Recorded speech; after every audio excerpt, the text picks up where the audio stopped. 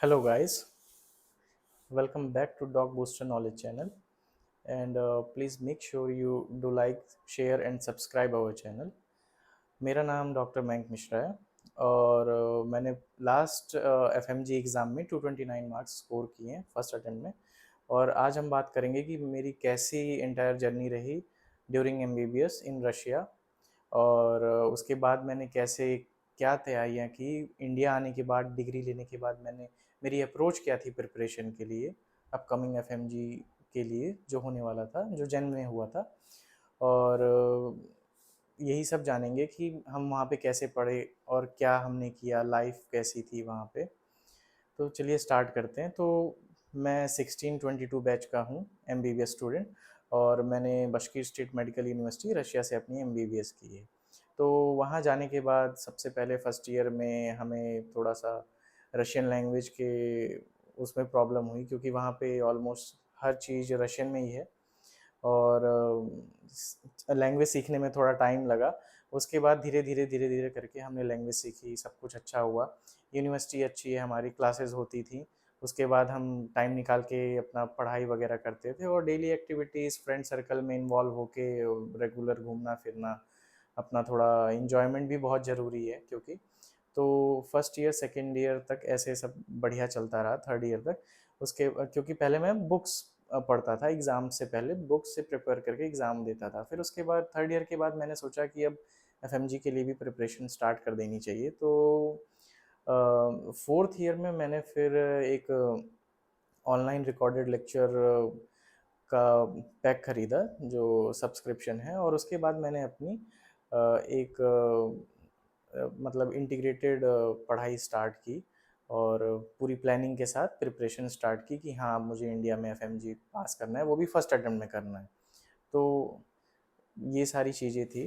बाकी fourth year से start करने के बाद रिकॉर्डेड लेक्चर्स मैं क्या करता था कि हॉस्पिटल से जब आता था, तो उसके बाद क्लासेस से जब आता था, तो उसके बाद डेली 3 से 4 घंटे, 2 घंटे, जितना भी हो रहा है, डेली अपना टाइम के अकॉर्डिंग पढ़ाई करता था। तो सबसे ज़रूरी जो चीज़ है वो है कंसिस्टेंसी और डिसिप्लिन। अगर कंसिस्टेंसी डिसिप्लिन रहेगी तो आप कोई भी गोल इजीली अचीव कर सकते हैं। उसके बाद मैंने जो स्टार्ट की अपनी प्रिपरेशन, वो बहुत ही बेसिक से की, बहुत ही ज़ीरो से की। जैसे प्री क्लिनिकल सब्जेक्ट्स हैं, कुछ लोग क्या करते हैं सीधे क्लिनिकल्स पे जंप कर जाते हैं, बट फिर वो बाद में उसको इतना इन्जॉय नहीं कर पाते क्योंकि उनका बेस क्लियर नहीं है। अब बेस क्लियर नहीं है तो फिर आप चीज़ों को कोरिलेट कैसे कर पाओगे। तो फिर मैंने प्री क्लिनिकल से स्टार्ट किया, अप्रोच काफ़ी सही लगी मुझे अपनी। और pre clinical anatomy, physio, biochemistry क्या होता है, कैसे होता है, क्या डेवलपमेंट है, प्रोसेस ह्यूमन बॉडी का, बहुत इंटरेस्टिंग होता है। तो वहाँ से मैंने अपनी प्लानिंग और स्टडी स्टार्ट की। और मैं क्या करता, वीडियो देखता, उसके नेक्स्ट डे क्वेश्चंस करता था उसके। ऐसे करके मैंने अपना fourth year, fifth year, sixth year तक अपना पूरा पढ़ाई जारी रखी, कंटिन्यू रखी।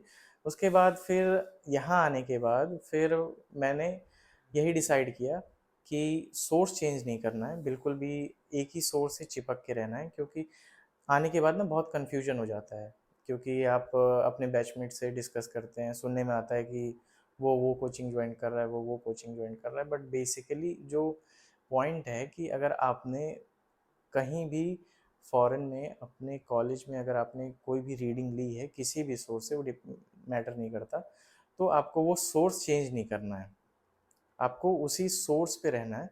तो मैंने भी वही किया, सोर्स सेम रखा और उसको रिवाइज करता रहा, मल्टीपल रीडिंग्स की। उसके बाद फिर लास्ट में रैपिड रिविजन्स प्लान किए और क्वेश्चंस करता रहा। सबसे जो ज़रूरी चीज़ है वो क्वेश्चंस डेली लगाने हैं आपको, उससे आपको पता चलेगा आपकी तैयारी कैसी है और किस वे में जा रही है, किस डायरेक्शन में जा रही है। क्वेश्चंस लगाता था, उससे मेरा कॉन्फिडेंस बूस्टअप होता था। कभी कभी ऐसा होता है कि गलत भी होते हैं, तो उससे आपको परेशान नहीं होना है, डिमोरलाइज नहीं होना है। तो ये स्ट्रेटजी थी मेरी बेसिकली, और इसी से मैंने फर्स्ट अटेम्प्ट में क्लियर कर लिया अपना एफएमजी। अब कई सारी चीज़ें होती हैं प्रिपरेशन के टाइम पे जो मैं आपको मेंशन करना चाहता हूँ। जैसे कि एक तो आपको अपनी हेल्थ का ध्यान रखना है, हेल्थ फिजिकल भी बहुत ज़रूरी है प्लस मेंटल भी बहुत ज़रूरी है प्रिपरेशन के टाइम पे ना। फिजिकल हेल्थ और मेंटल हेल्थ दोनों आपकी बहुत फिट होनी चाहिए। अगर आप मेंटली मेस्ड अप हैं कोई कॉन्फ्लिक्ट है, कोई भी मैटर नहीं करता, रिलेशनशिप या दोस्तों के साथ कोई झगड़ा या कोई हेल्थ इशू ही है, तो आप फिर अप टू मार्क आप प्रिपेयर कर ही नहीं पाएंगे, या फिर आपकी वैसी हेल्थ कोई ख़राब है, फीवर एंड ऑल जो भी है, तो कभी प्रिपेयर नहीं कर पाएंगे आप। तीसरी चीज़ है कि आपको जो है वो मेंटेन करके रखनी है अपनी जो कंसिस्टेंसी, और ज़्यादा जो है वो कंफ्यूज नहीं होना, ज़्यादा सोर्सेज वगैरह नहीं भागना है। अब बात करते हैं मॉक टेस्ट की, कैसे आपको अटेम्प्ट करना है और कैसे डील करना है मॉक टेस्ट से। बहुत सारे बच्चे क्या होते हैं कि मॉक टेस्ट, ग्रैंड टेस्ट, इनसे वो बहुत ज़्यादा डरते हैं। क्यों डरते हैं? क्योंकि मार्क्स कम आते हैं तो उनको लगता है यार इसमें मार्क्स कम आ रहे हैं, पल्पिटेशंस होने लगती हैं, टेंशन होने लगती है कि यार मेन एग्ज़ाम में पास हो पाएंगे नहीं हो पाएंगे, इस चक्कर में वो मॉक ग्रैंड टेस्ट देना ही छोड़ देते हैं। बट ये आपको बहुत ही मतलब नुकसान करने वाली चीज़ है, क्योंकि मॉक टेस्ट बहुत ज़रूरी होते हैं, और जैसा कि मैंने ऑलरेडी आपको बताया पहले भी वीडियो में कि मॉक टेस्ट अगर आप देंगे तो उससे आपका टाइम मैनेजमेंट सीखेंगे, और आप दूसरा परफॉर्मेंस प्रेशर जो है वो हैंडल करना सीखेंगे, सब कुछ टाइम पे और विदाउट किसी टेंशन, विदाउट किसी घबराहट के आप एग्ज़ाम को क्लियर कर पाएंगे। और तीसरी चीज़, एग्ज़ाम से पहले आपको क्या करना है? एग्ज़ाम से पहले आपको एक तो पूरी नींद बहुत ज़रूरी है। पूरी नींद अगर आपकी नहीं होगी ना, तो आपका माइंड वैसे ही काम नहीं करेगा, क्योंकि आप पूरी रात सोए नहीं होंगे टेंशन से। तो मेक श्योर करें कि आप अच्छे से 6 से 7 घंटे आप एग्ज़ाम से पहले आप सो के जाएँ। फोर्थ चीज़ और मैं मेंशन करना चाहूँगा, इम्पोर्टेंस, आजकल जो एग्ज़ाम्स हैं ना वो इमेज बेस्ड बहुत हो रहे हैं।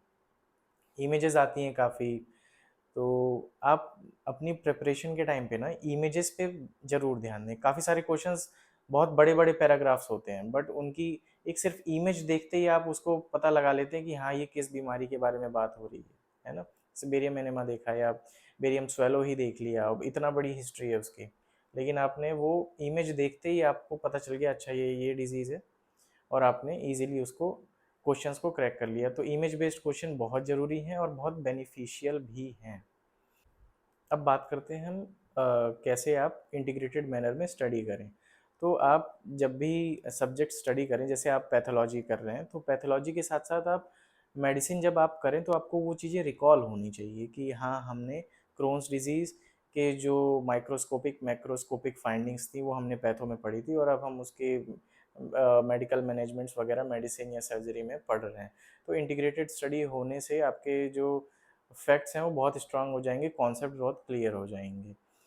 और एट द लास्ट मैं यही कहना चाहूँगा कि ये एफएमजी एग्ज़ाम फर्स्ट अटेम्प्ट में डूएबल है, बहुत ही ज़्यादा डूएबल है। ऐसा नहीं है कि ऑलमोस्ट नेक्स्ट टू इम्पॉसिबल है फर्स्ट अटेम्प्ट में, बहुत लोग करते हैं, आप इस बार का आपने रिजल्ट देखा ही होगा।